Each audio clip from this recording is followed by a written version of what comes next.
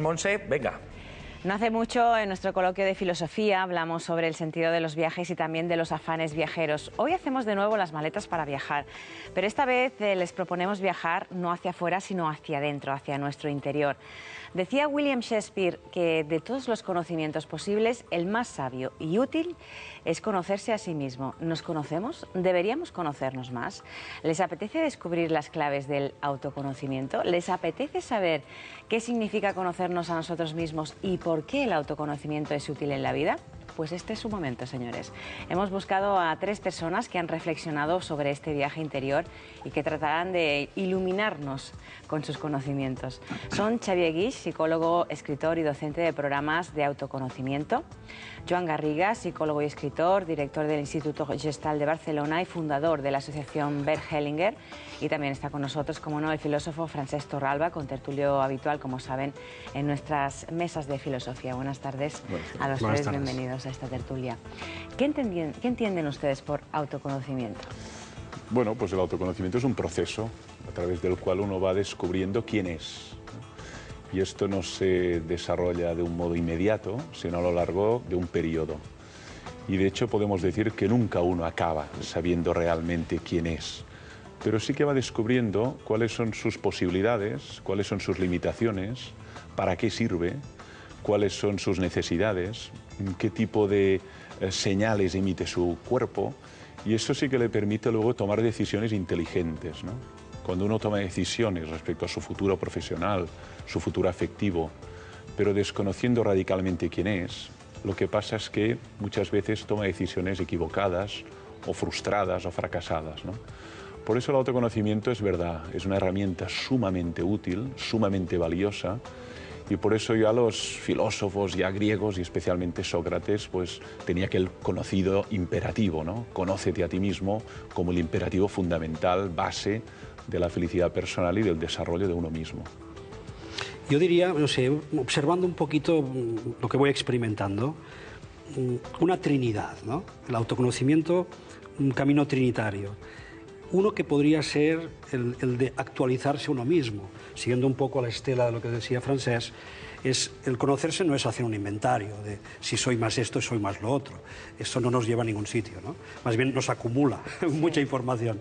No, es más un actualizar esas otra trinidad que yo creo que un gran maestro como Antoni Blai Fontcuberta nos dejó como un legado muy interesante. Es decir, hay 3 cosas que podemos manejar fundamentalmente. Somos energía, somos inteligencia y somos amor, ¿no?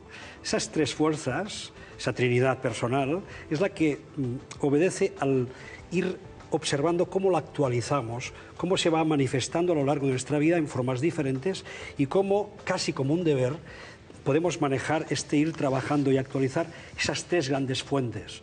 La energía personal, que la pondríamos en el caso del cuerpo, la energía de la inteligencia, la mente, y el amor, lo que nos trasciende, la parte espiritual, ¿no? Pero esa trinidad del autoconocimiento tiene otra pata, ¿no? Que sería también la parte espiritual, que es el trascender, justamente el descubrir nuestra auténtica naturaleza. ¿Somos realmente eso que creemos ser o hay algo más profundo y esencial en nosotros? Entonces, ahí está un trabajo muy interesante. Y un tercero, que es el que completa la Trinidad, sería el conócete a ti mismo, pero desde la perspectiva de conoce cuál es tu lugar en este mundo. Eso ya nos lleva al sentido en la vida. ¿Cuál es mi misión? ¿Qué es lo que yo tengo que hacer en este mundo? ¿Para qué estoy yo aquí, ¿no? Responder a estas preguntas y trabajar en ese proceso trinitario creo que es por donde va el autoconocimiento. Yo diría que el autoconocimiento es una invitación a estar constantemente cerca de la propia realidad, de lo que nos mueve en lo profundo, de nuestros pensamientos, de nuestros sentimientos. Es decir, autoconocimiento no sería llegar a una conclusión determinante y definitiva sobre yo soy esto o yo soy lo otro. Y también creo que el autoconocimiento se puede mirar desde 2 perspectivas o 2 vertientes. Una que es la humana, la psicológica. Yo soy alegre, a ratos soy triste, soy fuerte, soy débil, necesito, no necesito, ahora quiero casarme, ahora quiero permanecer soltero. Es decir, son atributos de la vida, pero cuando los clásicos o los griegos o el mismo oráculo de Delfos tiene la inscripción, la sentencia que dice conócete a ti mismo, yo creo que miran no solo a la dimensión psicológica, sino, como dice Xavier, también a la dimensión trascendente. Es decir, hay un conocimiento que podemos experimentar constantemente, qué me ocurre en mi cuerpo, cuál es mi tendencia, cuál es mi sentimiento, incluso cuál es mi defecto principal o cuál es mi punto de vista que compulsivamente y constantemente está determinando que viva en una cierta realidad y huya de otra cierta realidad. Pero en otro nivel el conocimiento tiene mucho que ver con lo que algunas tradiciones de sabiduría o espirituales señalan como el vacío o la esencia o lo que nos anima, que sería el alma, es decir, esto que lo compartimos todos, que es como la música celestial en cada uno, independientemente de las notas que tocamos. Entonces, cada quien toca su nota, pero conócete a sí misma también significa empezar a aprender a hacer espacio a esto que es común y compartido y que es una vibración común y compartida en un alma común, podríamos decir, ¿no? Pero ¿hasta qué punto necesitamos conocernos? Decía el filósofo Salvador Panique que tampoco es imprescindible tratar de conocer, de entenderlo todo. A ver, es que no se trata tanto de un conocimiento acumulativo, sino cualitativo. No se trata de conocer todo lo que la vida nos puede dar como información o como conocimiento. Justo estamos viviendo la era en que todo el conocimiento que el ser humano ha sido capaz de desarrollar a lo largo de la historia lo tenemos en un chip, lo tenemos en un clic, tocamos una tecla y casi está a nuestro alcance todo ese conocimiento. Pero ese conocimiento nos hace más felices, nos resuelve nuestro día a día, nos permite estar en contacto con nuestra propia realidad. Entonces ya nos damos cuenta que el tema no es ese. El tema más bien es en esa lucha continua que el ser humano, la palabra lucha tampoco es que me guste, sino ese proceso continuo de desvelar en nosotros, la palabra desvelar sí que me gusta, desvelar en nosotros esa naturaleza que realmente nos puede hacer felices, esa plenitud vital que encontramos en procesos de vacuidad, en procesos de transformadores espirituales, pero cuidado, que eso no significa religiosos. Uno puede vivir una experiencia absolutamente espiritual cercano a su mundo familiar, a su sistema, a su constelación familiar, ¿verdad? Por lo tanto, es aprender justamente a reconocer lo que es, creo que Joan eso lo sabe contar muy bien, ¿eh? Aprender a vivir lo que es, la realidad que existe en ti, y cómo irse desvelando a esa otra realidad interior, que es la que realmente nos lleva a la plenitud. Lo que pasa es que en el ámbito educativo el proceso de autoconocimiento no está entre los temas más relevantes. Nos encontramos con educandos que terminan todo su proceso, en la escuela primaria, en la secundaria, en bachillerato, incluso en la universidad. Pueden explicar determinadas disciplinas, incluso tienen dominio de distintas lenguas, tienen competencias múltiples, pero si uno les hace la pregunta, ¿y tú quién eres? ¿Cuál es la profundidad de tu ser? ¿Qué aspiras a hacer con tu vida? O mejor, a nivel pasivo, ¿qué te sientes llamado a hacer con tu vida? Se genera una perplejidad, un silencio extraordinario. De tal modo que uno lo que detecta es una desproporción entre la capacidad de conocer la realidad exterior y hablar de lo que fue pues, la guerra civil o la fotosíntesis o quién fue García Lorca, pero por otro lado un enorme déficit a la hora de pensar quién soy yo y qué estoy llamado a hacer con mi vida. Y esta desproporción para mí es un grave déficit del sistema educativo vigente. Yo me acuerdo de un periodista que medio en broma decía que esto de conocerse a uno mismo es mejor no practicarlo porque uno corre el riesgo de que lo que encuentre no le guste, ¿no? Eso justamente es una de las sensaciones que quizás tiene mucha gente, esa sensación de vértigo cuando uno se conoce a uno mismo, conoce sus puntos débiles, sus miserias, por qué no decirlo también, ¿no? Sí. Pero, y eso genera un cierto vértigo, ¿no? Pero yo creo que es una buena inversión en términos de salud relacional, sí, en términos de hacer sufrir menos a los demás y en términos también de buena orientación en la vida. Porque lo que tenemos a nuestra mano es la capacidad de reconocer lo que nos ocurre, lo que nos pasa, lo que nos mueve y también, como decía antes, nuestros defectos principales. Sí. Y todas las personas vivimos instaladas en un punto de vista sobre la realidad que no es correcto, que está bien argumentado, pero siempre es parcial. Y decía que es higiénico y rentable en términos de relaciones porque muchas veces también leemos al otro en función de nuestras presuposiciones y no en función de su propia realidad. Y esto crea una cantidad de decalajes en comunicación y de conflictos que nos los podríamos ahorrar si tuviéramos una práctica o el sistema educativo también tuviera un poquito el norte puesto en estar más cerca de nosotros mismos. Y esto es una actividad que pasa por atender mejor nuestras sensaciones corporales, atender mejor también nuestros movimientos emocionales y afectivos, nuestros movimientos del corazón, y también poner atención a nuestros pensamientos. Y como nuestros pensamientos muy a menudo van a la deriva de la realidad e inventan la realidad de una forma subjetiva. Es decir, hay que olvidar el mito de que la realidad, qué sé yo, es algo objetivo, sino que le atribuimos nosotros nuestra manera de ser. Y por esto, insisto, se crean muchos problemas comunicativos porque vemos cosas distintas y ni siquiera tenemos conciencia de nuestro propio punto de vista, que es parcial. Nietzsche decía que al ser humano le gustan mucho las máscaras, como en un carnaval, ¿no? Realmente el autoconocimiento es un proceso de deconstrucción de la máscara, ¿no? Y siempre hay muchas máscaras. A veces nos gusta instalarnos una máscara y no ir más atrás, por eso que señalaba Montse, del vértigo que produce ver realmente pues, tus debilidades, tus flaquezas, incluso tus miserias, ¿no? Pero yo creo que este ejercicio de transparencia es fundamental para oír realmente cuál es tu realidad más profunda y vivir conforme a ella. Yo creo que cuando uno trata de vivir contra lo que es, eso le genera una infelicidad enorme, extraordinaria, ¿no? En cambio, cuando uno es receptivo a lo que es, esto es la raíz de la felicidad. Raimundo Paniker lo decía así, dice, felicidad es transparencia, que lo que uno represente exprese realmente lo que es. Cuando uno trata de hacer un juego de equilibrios entre representación y ser, se produce pues una situación de desgracia, de falsedad, de hipocresía. Él la vive fatalmente y su interlocutor también, ¿no? De todos modos, ese miedo de entrar en uno mismo, de profundizar en sus miserias, a veces es la puerta de entrada. Es decir, que justamente cuando estamos en una cierta... Es el peaje. Sí, no, un peaje sí, pero un peaje o una puerta que se te abre muy buena, porque date cuenta que cuando uno está viviendo en una cierta abundancia, no se preocupa por sí mismo. Simplemente se trata de seguir viviendo en esa abundancia, que es lo que nos ha pasado incluso como sociedad, ¿verdad? Y cuando vivimos así atendemos solo a esos placeres, a esa vida abundante, pero no vamos hacia adentro. ¿Cuándo empezamos a ir hacia adentro? Pues justamente cuando uno empieza a descubrir esas miserias, ¿no? Cuando uno de algún modo pierde el sentido de su vida, cuando uno se da cuenta que aquello que le ha sostenido, el personaje, incluso la máscara, ya no le sirve, ya lo está constriñendo, entonces cuando empieza realmente a decir, bien, hay algo más, puede existir algo más que eso que estoy viviendo. Entonces a veces las miserias son el camino justamente de entrada para descubrirse uno mismo y descubrir a través de esa miseria, no por la miseria sino a través de ella, tu auténtica plenitud.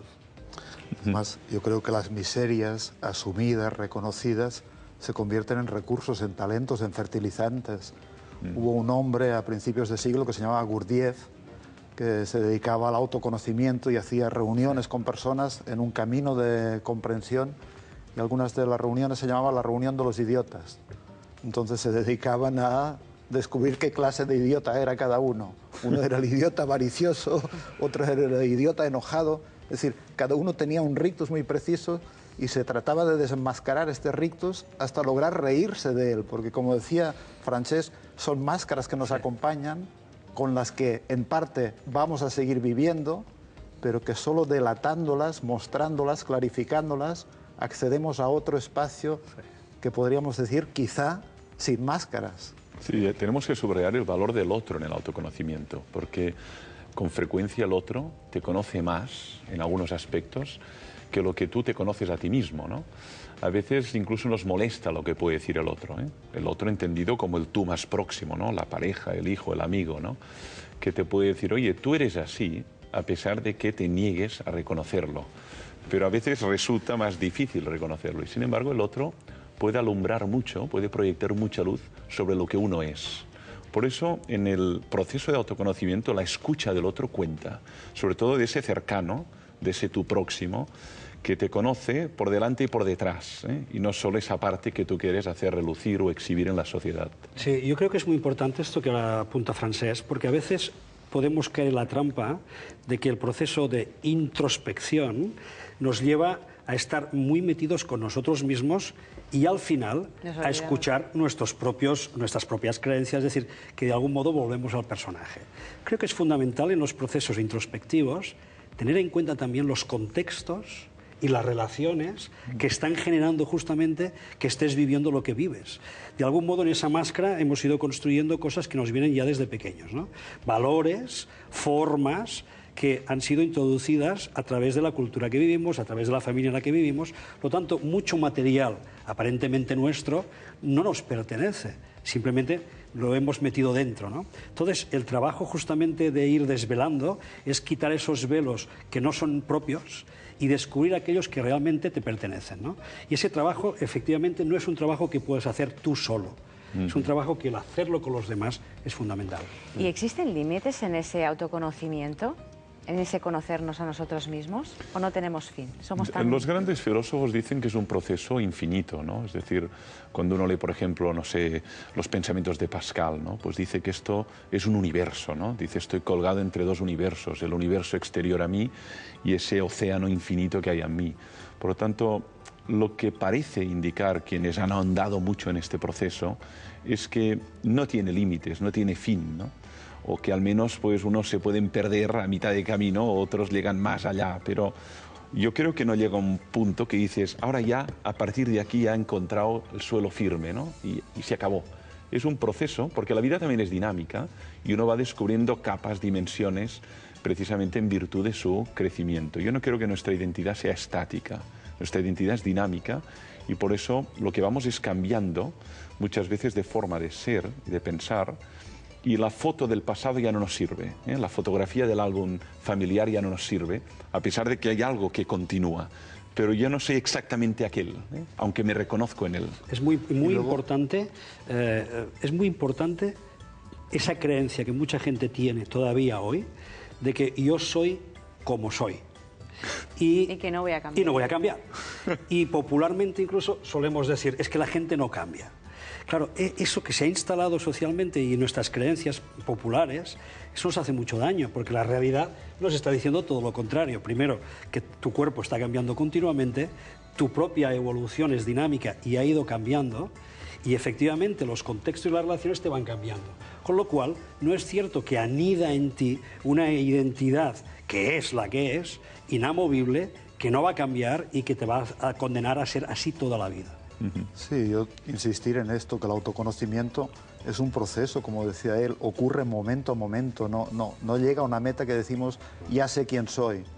No, porque uno entra en contextos, en relaciones, en experiencias nuevas y entonces empiezan a surgir vivencias, sentimientos, partes de uno que no estaban conocidas y que se ponen en acción justo en este contexto. Así que es un proceso inacabable. Y a mí me parece un gravísimo error cuando alguien, qué sé yo, escribe con letra y sangre y fuego diciendo yo soy eso, qué sé yo soy este atributo.